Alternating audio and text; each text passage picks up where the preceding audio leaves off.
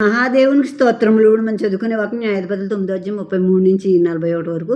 పొద్దున్న సూర్యుడు ఉదయింపగానే నీవు త్వరగా లేచి పట్టణం మీద పడవలను. అప్పుడు అతడును అతనితో జనులు నీ యొద్దకు బయలుదేరి వచ్చుండగా నీవు సమయం చూసి వారి ఎడల ప్రవర్తింపవచ్చునని వర్తమానం చేసిను. అబీమెలెకును అతనితో ఉన్న జనులందరూ రాత్రి వేళ లేచి 4 గుంపులై షేకెము మీద పడుటకు పొంచియుండిరి. ఎబెదు కుమారుడైన గాలు బయలుదేరి పట్టణపు గవిని దగ్గర నిలిచినప్పుడు అబీమెలెకును అతనితో ఉన్న జనులు పొంచియుండుట చాలించి లేచిరి.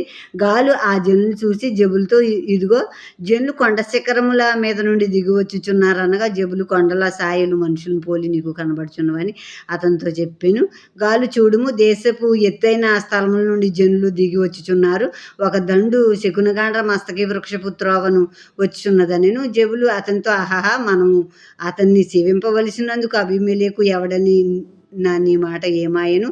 ఇది నీవు తృణీకరించిన జనం కాదా? పోయి వారితో యుద్ధం చేయుడనగా, గాలు షెకెము యజమానుల ముందర బయలుదేరి అబీమెలెకుతో యుద్ధము చేసెను. అబీమెలెకు అతన్ని తరుముగా అతడు అతన్ని ఎదుట నిలవలేక పారిపోయాను. అనేకులు గాయపడి పట్టణపు గవిని ప్రవేశించే చోట పడిరి.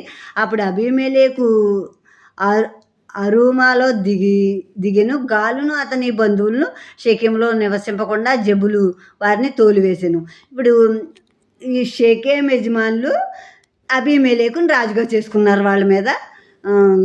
చేసుకున్నప్పుడు ఆ షెకెము యజమానులకు దురాత్మను దేవుడు పంపినప్పుడు అబీమెలెకు వ్యతిరేకంగా శత్రువులుగా అయ్యారు. గాలు అనే ఒక అతన్ని నాయకుడిగా పెట్టుకుని ఈ అబీమెలెకు మీదకి యుద్ధానికి వచ్చారు వీళ్ళు.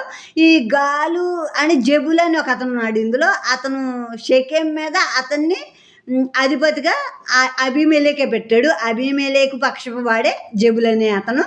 గాలు అనే అతను వీళ్ళు షెకెం యజమానుల పక్షము వహించి యుద్ధం చేయటానికి వెళ్ళినప్పుడు ఆ యుద్ధంలో గాలుతో వెళ్ళిన ఆ మనుషులు నిలవలేక అబీమెలెకు వారిని తరిమినప్పుడు వారు పారిపోయారు. అనేక మంది అక్కడ మరణించడం జరిగింది.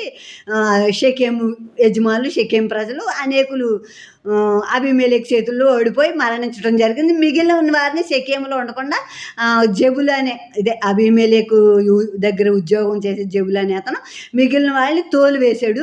మర్నాడు జనులు పొలంలోనికి బయలువెళ్ళిరి.